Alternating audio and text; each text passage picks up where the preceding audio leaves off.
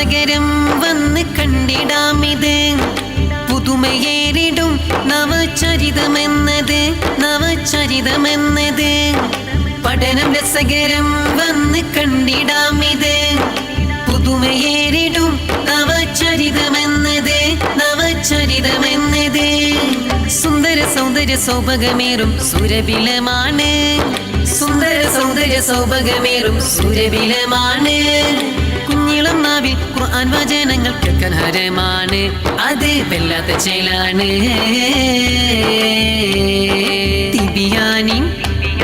തിബിയാനിൻ തീരത്തിൽ കുസുമങ്ങൾ വിരിയണേ ത്വീബാൽ പരിശോഭ തിങ്ങു തിങ്കളായി മാറണേ